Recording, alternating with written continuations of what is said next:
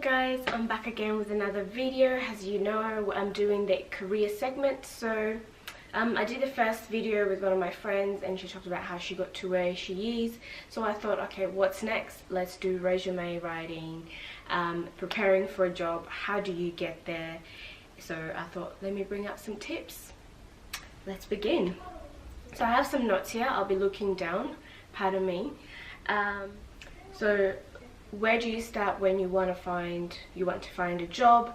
How do you even start? Like, for example, if you just finished high school and now you're either taking a gap year or wanting to start uni, either way, how do you get a job? How do you support yourself or just get that extra cash while you're studying? So first things first, look at your strengths. What are you good at? What have you done, like in high school, or in terms of volunteering, in terms of placements? I know some high schools do placements, so they send you somewhere, or some certificate that you've gotten from high school. So look at what your strengths are. Where can you go with this certificate, or will look for a job in this area? So you've gathered all of those information and now you know what you want to do.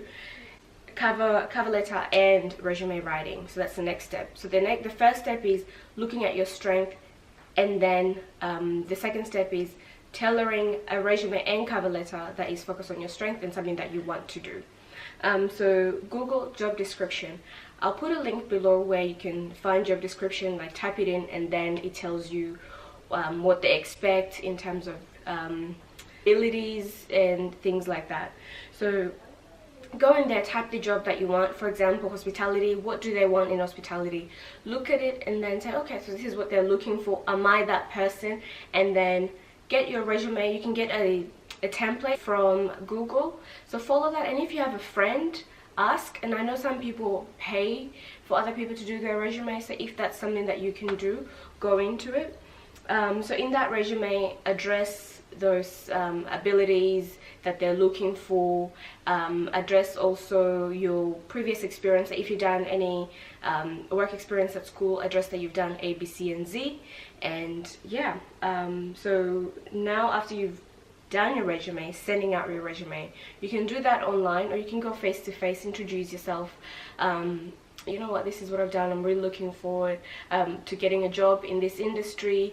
Do you have any vacancies going? If they say no, some people do tend to take your resume. Some will tell you, oh, go online and apply, but at least you've tried. Interview time. What do you do? Now you've got an interview, preparation is key. So looking at their job description, so what they put out online for you to match your job description and their job description, and say, okay, so they're looking for someone that is hardworking, someone that has experience in this field, and they've invited me for an interview, so therefore there's a likelihood of me getting a job there and I'm a good candidate. So prepare yourself.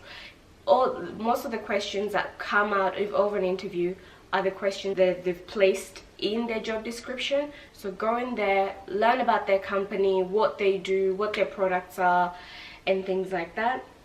Questions that they're likely to ask you is tell us about yourself. So you can tell them about your passion, your previous experiences, why you're wanting to get that job, pretty much. And so prepare with your family, friends, with a colleague maybe, with your parents. So on the day of the interview, it's very important to look the part. Presenting yourself does mean a lot because you're going to present their company, so that you need to be able to present well, like be tidy, look the part pretty much. And cover letter, because you never know what questions they're going to ask you, or with the notebook they might get you to like fill in, so do some equation or whatever. So I know some nursing jobs, they do give you like some questions that you need to answer, so take a notebook and a pen, you never know. In terms of your, like for example, your Medicare, your student ID, your bank card, your driving license, because if they want to do a police check, then they have their 100 points. I know in Australia they always want to do a police check and 100 points, so take those with you. You never know, instead of them you try to contact them back and say, oh, here you are, so you brought that with you. And with references, even sometimes at interview they're like, oh, do your reference know that you're here? how do we contact them. So speak to your referees, let them know that you've gone to an interview, let them know so they're prepared. Also get a reference that will pretty much say good things about you, not someone that will say bad things about you, so at least, you know, they support your cause. Anyway, I feel like I did a little blah blah blah blah, but those are my tips. And if you're unsure about anything, just contact me on my social media. We can talk about it. I can help you with the resume. You never know. And by the way, thank you for everyone that has subscribed, that has stayed tuned, that's been watching my video. And if you haven't subscribed, please subscribe and please share. And yeah, share with your friends this video. And yeah, like and subscribe, all the good stuff. Thanks guys.